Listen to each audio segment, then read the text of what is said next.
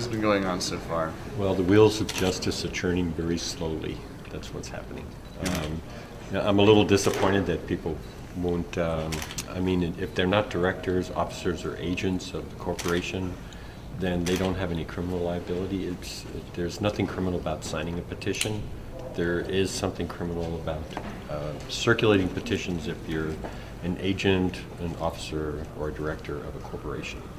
So we haven't even been able to ascertain that because everybody's standing on the fifth, which is basically when you stand on the fifth, you're saying you're refusing to speak because you might incriminate yourself. So I guess our assumption is these are all officers, directors, or agents of the corporations for Jesus Chapel.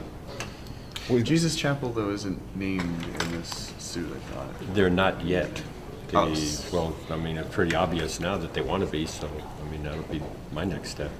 I was going to ask you that. You plan to tell us against Pastor Hoyt and the church? Yes. We were trying to leave them out of it, but they won't. When we spoke to these people on the phone, they admitted that they had signed the petitions. They admitted that Pastor Hoyt had circulated the petitions. They admitted it was done in church, and now they get into court and they don't want to admit it. What do you think changed? Why do you think, what persuaded them to change what they told you on the phone and what they said, or what they didn't say? Well, I think evidently somebody must have told them that they could be liable for criminal charges up to from 2 to 10 years as a felony. And I guess that would chill anybody. I mean, they're talking about a chilling effect.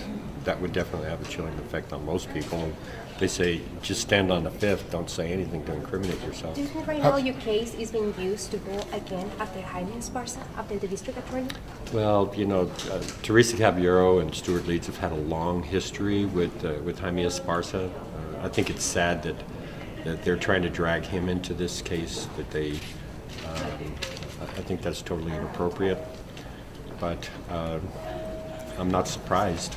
Regarding the comment that they were saying that you were filing a lawsuit against your own staff, Richard Amam said, what is your response? Well, she is what our goal is in this injunctive relief we're asking for is to say petitions were gathered illegally.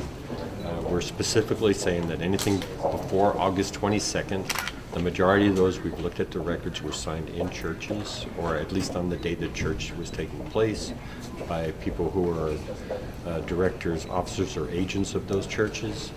And what our pleading is let's throw those out, and the others, after they took their website down on August the 22nd, then let's allow those to be entered.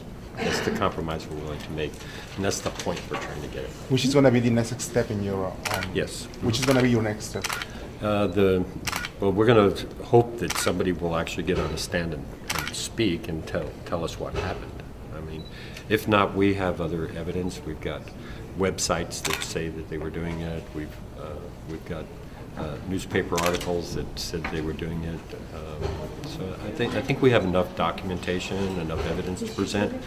It would be better for us if somebody would actually, when they're under oath, admit what they did.